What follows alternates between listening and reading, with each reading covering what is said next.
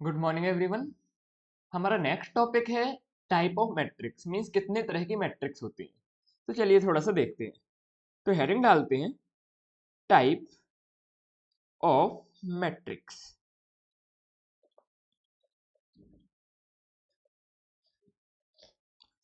तो type of matrix में हमारी जो पहली तरह की मैट्रिक्स आती है उसका नाम है रो मैट्रिक्स।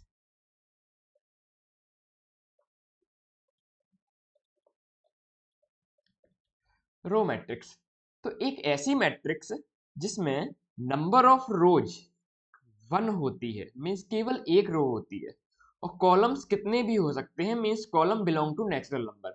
ऐसी मैट्रिक्स को हम बोलते हैं रो मैट्रिक्स। एग्जाम्पल के लिए मैं बोलता हूँ कोई एक मैट्रिक्स है ए, जो कुछ ऐसी है 1 2 5 7।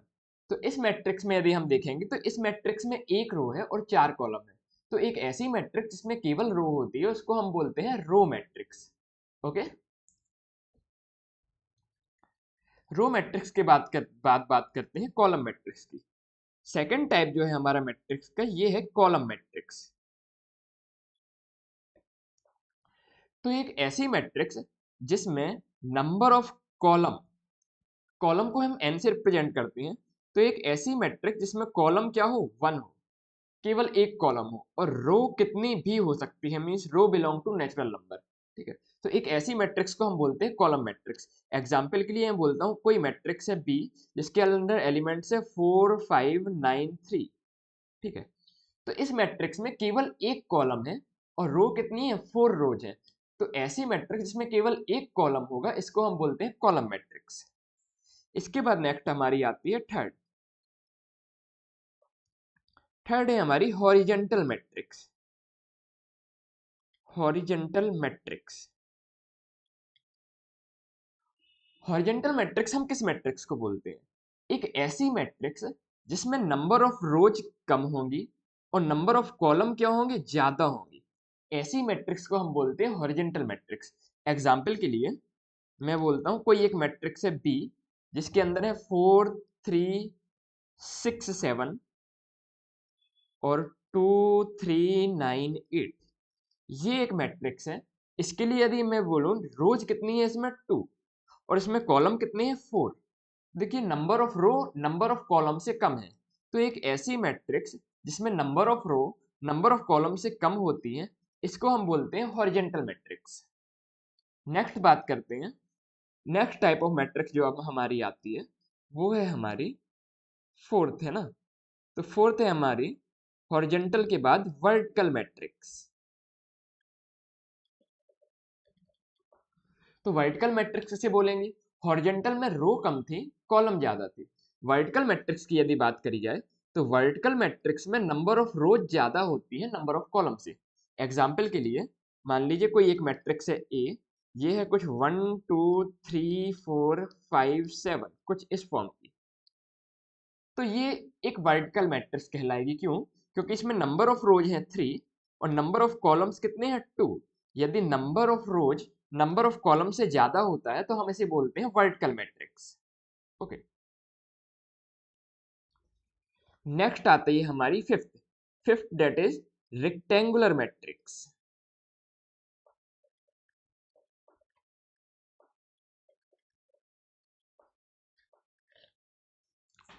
तो एक ऐसी मैट्रिक्स, रेक्टेंगल कब बनता है, जब लेंथ और ब्रीथ दोनों बराबर नहीं होता है। तो एक ऐसी मैट्रिक्स जिसमें नंबर ऑफ रोज और नंबर ऑफ कॉलम बराबर नहीं होते हैं, इसको हम बोलते हैं रेक्टेंगुलर मैट्रिक्स। एग्जाम्पल के लिए कोई एक मैट्रिक्स है, या तो वो हॉरिजेंटल हो,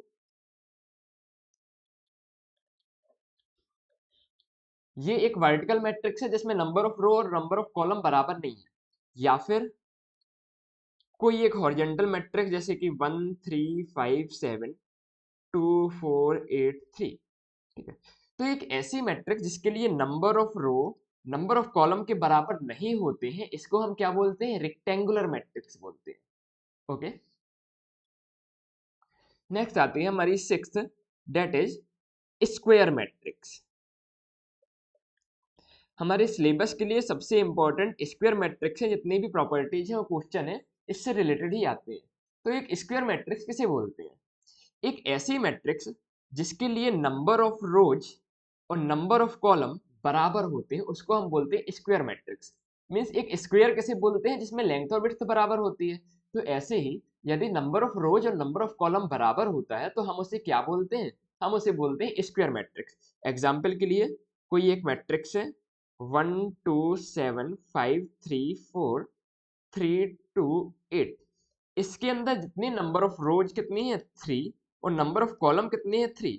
तो एक ऐसी मैट्रिक्स जिसके लिए नंबर ऑफ रोज और नंबर ऑफ कॉलम बराबर होंगे इसको हम क्या बोलेंगे, स्क्वायर मैट्रिक्स। ओके, तो ये हो गई हमारी स्क्वायर मैट्रिक्स। स्क्वायर मैट्रिक्स कौन से नंबर की थी हमारी, 6। नेक्स्ट है हमारी 7th, that is upper triangular matrix.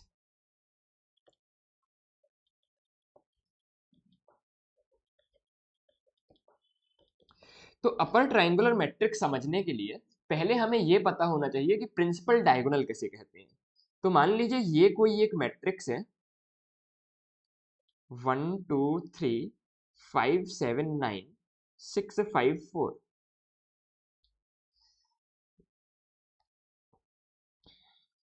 तो ये वाली जो लाइन होती है जिसको मैंने रेड कलर से मार्क किया है, मीन्स 1 7 4, इस लाइन को हम बोलते हैं प्रिंसिपल डायगोनल।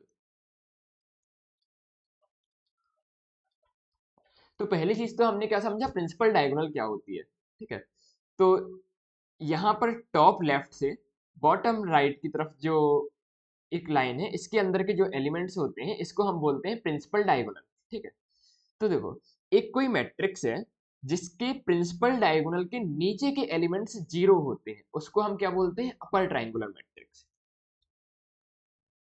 मींस एग्जांपल के लिए मान लीजिए 1 2 4 7 5 6, तो ये 1 7 6 यहाँ पर क्या कहलाई, प्रिंसिपल डायगोनल। और प्रिंसिपल डायगोनल के नीचे के एलिमेंट सभी 0 हो, तो एक ऐसी मैट्रिक्स जिसमें प्रिंसिपल डायगोनल के नीचे के सभी एलिमेंट्स 0 होते हैं इसको हम बोलते हैं अपर ट्राइंगुलर मैट्रिक्स। तो इसकी एक लाइन की डेफिनेशन भी लिख सकते हैं, a matrix in which all the element below principal diagonal are 0। ठीक है, तो एक ऐसी मैट्रिक्स जिसकी प्रिंसिपल डायगोनल के नीचे के सभी एलिमेंट्स 0 होते हैं उसको हम बोलते हैं अपर ट्राइंगुलर मैट्रिक्स। नेक्स्ट है हमारी 8th है हमारी लोअर ट्राइंगुलर मैट्रिक्स। तो देखो अपर ट्राइंगुलर मैट्रिक्स हमने बोला था कि प्रिंसिपल डायगोनल के नीचे के सभी एलिमेंट्स क्या होते हैं, 0 होते हैं। ऐसे ही अपर ट्राइंगुलर मैट्रिक्स हम किसे कहते हैं, मान लो 1 7 8 2 3 5, ये 1 7 8 क्या कहलाई, प्रिंसिपल डायगोनल। एक ऐसी मैट्रिक्स जिसमें प्रिंसिपल डायगोनल के ऊपर के सभी एलिमेंट्स 0 हो। ये जो हमारी प्रिंसिपल डायगोनल है इसके ऊपर के सभी एलिमेंट जिसमें 0 होते हैं इसको हम बोलते हैं लोअर ट्राइंगुलर मैट्रिक्स। तो इसकी एक लाइन की डेफिनेशन लिख सकते हैं कि a matrix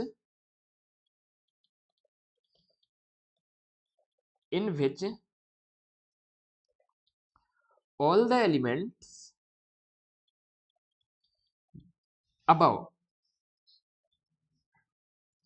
above principal diagonal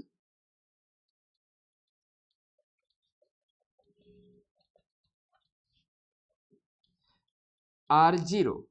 एक ऐसी मैट्रिक्स जिसमें प्रिंसिपल डायगोनल के ऊपर के सभी एलिमेंट्स 0 होते हैं उसको हम क्या बोलते हैं, लोअर ट्राइंगुलर मैट्रिक्स।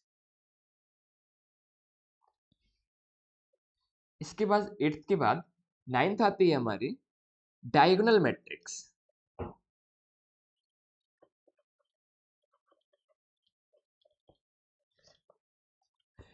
तो एक ऐसी मैट्रिक्स जिसमें डायगोनल के अलावा सभी एलिमेंट्स 0 हो उसको हम बोलते हैं diagonal matrix.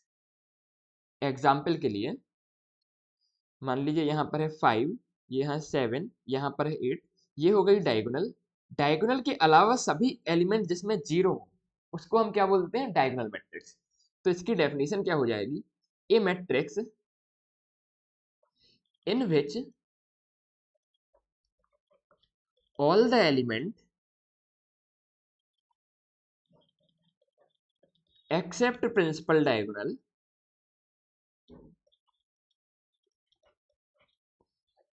Are zero is called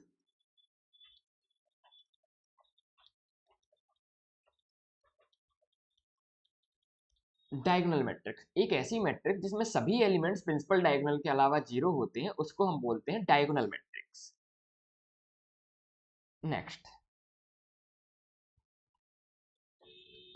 next आती है हमारी स्केलर मैट्रिक्स। तो स्केलर मैट्रिक्स किसे कहेंगे? एक ऐसी मैट्रिक्स जिसमें डायगोनल के अलावा सभी एलिमेंट जीरो हो और डायगोनल के सभी एलिमेंट्स इक्वल हो। एग्जाम्पल के लिए यहां पर कुछ k है, यहाँ k है, यहाँ k है, तो इसमें क्या दिख रहा है?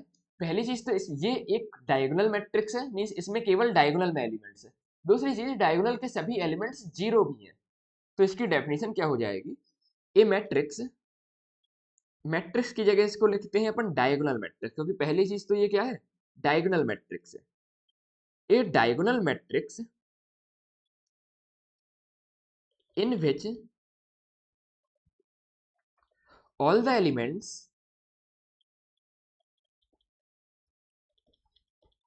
in the principal diagonal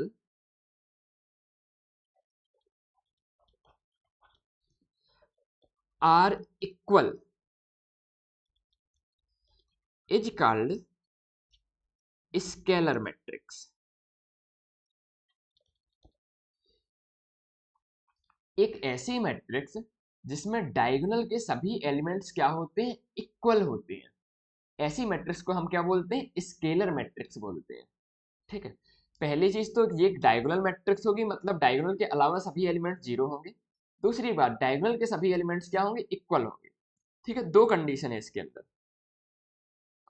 पहली कंडीशन क्या है कि पहली चीज तो ये डायगोनल मैट्रिक्स होना चाहिए, मींस डायगोनल के अलावा सभी एलिमेंट्स जीरो हो। और दूसरी कंडीशन क्या है कि डायगोनल के सभी एलिमेंट्स क्या होने चाहिए? इक्वल होने चाहिए। ओके, एक और एग्जांपल देख लेते हैं। मान लो यहाँ पर है कुछ 3 3 3 और बाकी सभी एलिमेंट्स क्या है? 0 0 0। तो एक ऐसी मैट्रिक्स जिसमें डायगोनल के सभी एलिमेंट्स क्या हो? इक्वल हो और डायगोनल के अलावा सभी एलिमेंट्स क्या हो? जीरो हो, उसको हम बोलते हैं स्केलर मैट्रिक्स। नेक्स्ट बात करते हैं, कौन से नंबर की हो गई हमारी? 10th। Next 11th। 11th है हमारी यूनिट मैट्रिक्स। इसको हम आइडेंटिटी मैट्रिक्स भी बोलते हैं। ठीक है, तो यूनिट मैट्रिक्स या आइडेंटिटी मैट्रिक्स किसे बोलते हैं? पहली चीज तो ये डायगोनल मैट्रिक्स होती है। डायगोनल मैट्रिक्स होती है मतलब डायगोनल के अलावा इसमें सभी एलिमेंट्स क्या होंगे? जीरो होंगे। ठीक है, और डायगोनल में जो एलिमेंट्स होंगे वो क्या होंगे? सभी के सभी बराबर होंगे और 1 होंगे। ठीक है, तो देखो यूनिट मैट्रिक्स को यदि देखा जाए तो पहली चीज तो ये क्या है? डायगोनल मैट्रिक्स है। क्यों डायगोनल मैट्रिक्स है? क्योंकि डायगोनल के अलावा सभी एलिमेंट जीरो है। दूसरी चीज यदि बात की जाए तो ये क्या है? स्केलर मैट्रिक्स भी है। स्केलर मैट्रिक्स क्यों है? क्योंकि इसमें डायगोनल के सभी एलिमेंट्स क्या है? इक्वल है। और तीसरी चीज, सभी डायगोनल एलिमेंट्स की वैल्यू कितनी है? वैल्यू ऑफ डायगोनल एलिमेंट कितनी है? 1 है।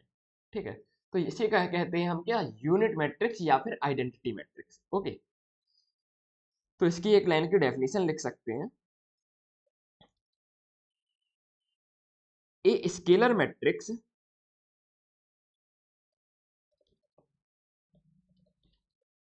with all the value of principal diagonal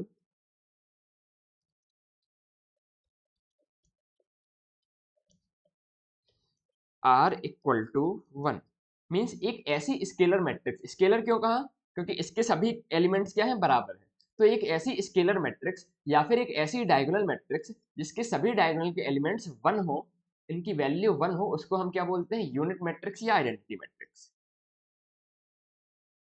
next हमारा अभी के लिए हमारा लास्ट टाइप की मैट्रिक्स है। इसके आगे कुछ प्रॉपर्टीज हम मैट्रिक्स की पढ़ लेंगे तो और भी कुछ टाइप की मैट्रिक्स होंगी, पर अभी के लिए हमारी लास्ट टाइप की मैट्रिक्स है। कौन से नंबर की होगी? 12। हाँ 11 हो गई है, तो अब आएगी 12। तो नेक्स्ट है हमारा 12th नंबर की नल मैट्रिक्स या फिर जीरो मैट्रिक्स। तो नल मैट्रिक्स किसे कहते हैं या फिर जीरो मैट्रिक्स किसे कहते हैं? तो एक ऐसी मैट्रिक्स जिसकी सभी की सभी वैल्यूज कितनी हो? जीरो हो, इसको हम बोलते हैं नल मैट्रिक्स या जीरो मैट्रिक्स। इस मैट्रिक्स को हम ओ लेटर से रिप्रेजेंट करते हैं। ओके, ऐसे ही आइडेंटिटी मैट्रिक्स को हम आई लेटर से रिप्रेजेंट करते हैं, और नल मैट्रिक्स को हम किससे रिप्रेजेंट करते हैं? ओ लेटर से रिप्रेजेंट करते हैं। तो ये थी हमारी टाइप ऑफ मैट्रिक्स। इसके बाद हम देखेंगे operation of matrix, means matrix का एडिशन, सब्ट्रैक्शन, इक्वलिटी, इन सभी चीजों की बात करेंगे। तो यहाँ पर हमारा टाइप्स ऑफ मैट्रिक्स खत्म होता है। मिलते हैं नेक्स्ट वीडियो में, ठीक है।